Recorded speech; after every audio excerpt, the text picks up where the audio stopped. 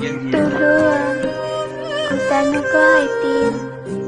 Bây giờ nhớ hầu có lưu chi mơ cô lại nó. Thế bây giờ hai tiền cô chỉ dễ từ như chỉ có cô. Họ cháy tiền cô tôi chỉ ta luôn. Cô trở lại đa cũ một học nữa.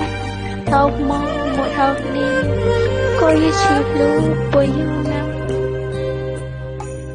Bây giờ chỉ luôn họ chỉ khía cho cô. Ê yo che cô anh hay nhớ cho linh ngô. Cô là nhớ cho lúc cô mà liều. Cô yi bao tiền, cô yi ý thương như chỉ đâu cô. Nếu tôi chỉ mong khi đã chỉ nhớ đầu tiền nó đâu cô. Chỉ xa lưu khía đâu cô chỉ tôi xía đâu cô. Cô yi bao tiền, cô do một thêm. Nhớ hai tiền mấy nhớ cô mua lại chê, cô ý xía. Muốn thiệt tôi nhiều có lưu tiếc khơi cho đầm. Cô yi bao tiền, cô cho tháp cô nhớ cho tiền nó. Cô trên kia cô yi chỉ lưu. Từ lúc cô yi hai tiền, cô tự chỉ vì cô. Cô yi hai tiền, cô tự chỉ vì cô. Để có thể chỉ xa luôn. Để chỉ cô chỉ tôi xía cho cô. Từ việc có yêu ở tao lên nó cho cô chỉ tôi xía.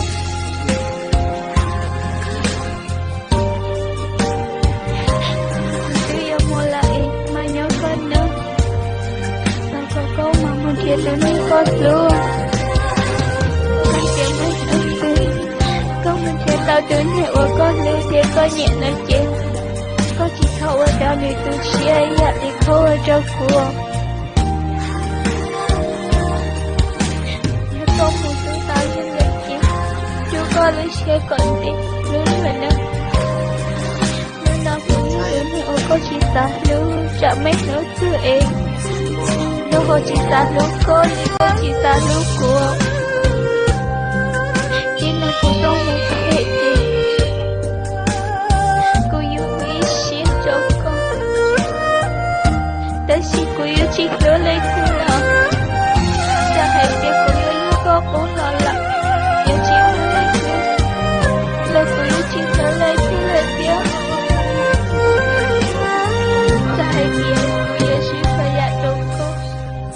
Em muốn nông yêu sư lý chỉ mua là đi đã chỉ. Là cô chỉ tôi xuyên. Thảo có mỗi có lưu ní cỡ rồi rồi. Cô mà liệu ấy xuyên từ lưu.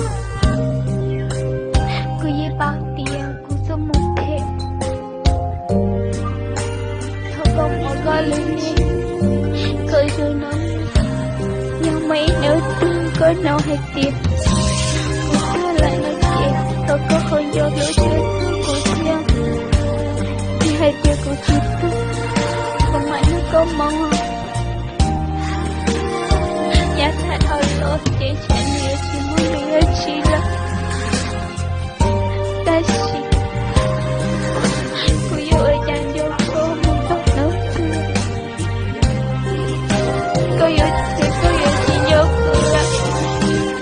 Ê cô yêu ở dành cho cô. Nếu thương nó thì ở xin gia đình nói chuyện. Nhưng chẳng phải việc cô biết cô.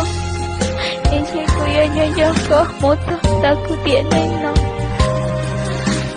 Là cô có một phải chỉ áo cô là chỉ tôi xin. Tôi lưu à lịch tiện chỉ yêu chỉ mua lòng. Yêu chỉ tao xin chỉ xin lòng. Có yêu tôi này ở cô đổ cha ta xin.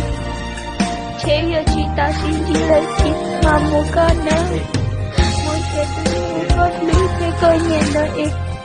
Có thiết xa luôn luôn nên có thể chỉ cho yên đi có chỗ cửa. Ta có chỉ thôi cho đi có xin. Yên đi có ở chỗ cửa. Như hai tiếng mấy đứa xin. Có nói hai tiếng. Tôi nghĩ giờ ta đó là có ta lưu ý cho. Điều mộ anh này luôn luôn nhớ. Chỉ nhớ lên. Chỉ nhớ lên. Là chỉ thơ có hồi lúc. Chỉ có có chúa thon nổi tiếng để câu một ta lên nên chẳng lại nói tiếng đã có lối xia hay để câu mùa lên nên em lối chỉ lối có lối có tu xia nói tiếng che cô ye ba có tu xia yon cho có tu xia tiếng